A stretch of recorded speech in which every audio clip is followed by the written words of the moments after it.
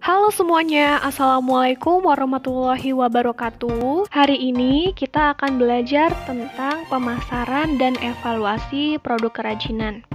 Jadi ibu gabung materinya biar singkat. Oke, kita mulai dulu ya dari strategi pemasaran. Nah, pada awal kita melakukan strategi pemasaran, kita itu harus melakukan analisis SWOT, analisis SWOT. Mungkin belum pernah dengar ya anak-anak.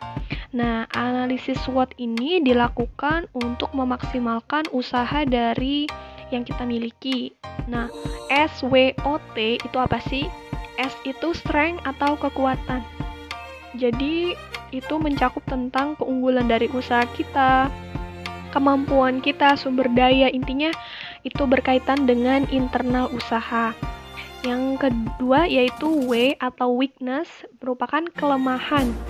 Nah, itu juga tentang faktor internal yang ada di dalam usaha kita yang bisa menjadi batu sandungan nih. Kita harus analisis. Yang ketiga yaitu O atau opportunities, artinya itu peluang. Nah, ini adalah faktor dari eksternal, misalnya tren atau lingkungan yang bisa menguntungkan usaha kita. Yang keempat adalah T atau threats, artinya adalah ancaman. Ini juga faktor eksternal yang tidak akan menguntungkan kita, misalnya pesaing, peraturan pemerintah, pandemi, misalnya juga itu merupakan faktor ancaman atau threats. Nah, bagaimana sih untuk memaksimalkan strategi pemasaran? Kita menyebutnya dengan 4P atau product, price, place, dan promotion. Kalau produk itu berkaitan dengan produk kita. Sudah standar belum? Sudah bagus belum produknya? Sudah memenuhi kebutuhan pasar belum?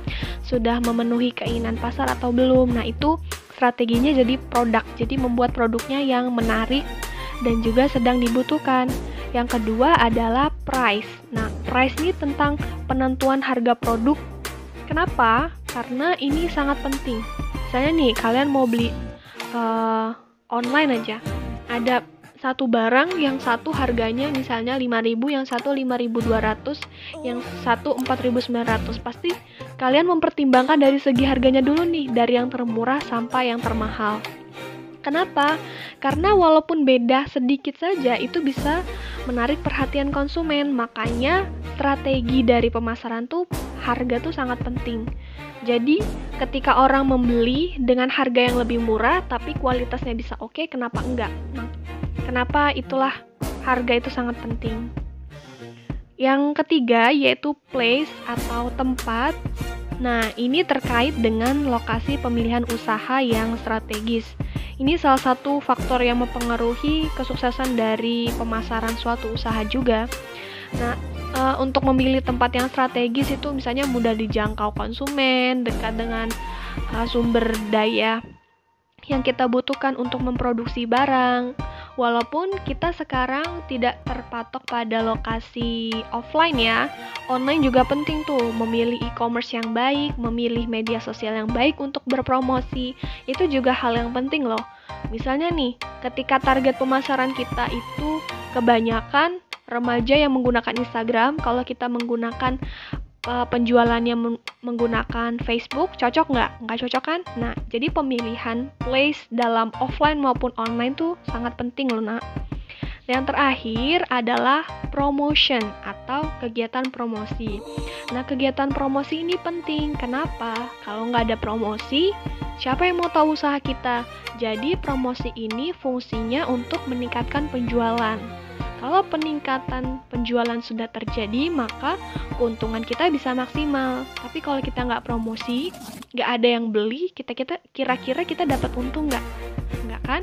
Makanya promosi itu penting. Oke, yang terakhir nih, ada tentang evaluasi hasil kegiatan usaha. Nah, evaluasi ini apa, Bu? Evaluasi itu proses peninjauan dari usaha kita supaya mengetahui faktor-faktor dari detail setiap usaha kita. Ini penting, nak, supaya kita tahu nih apa yang harus ditingkatkan, apa yang harus ditinggalkan. Itu kita bisa lihat dari evaluasi usaha. baik dari segi manajemen maupun keuangan. Nah, dari manajemen ini terkait dengan produk kita sudah bagus nggak? Ada komentar dari pembeli nggak? Ada saran dari konsumen nggak? Nah, ini kita harus ditinjau dari situ. Nah, evaluasi keuangan juga penting nih. Bulan lalu kita dapat keuntungan berapa persen nih?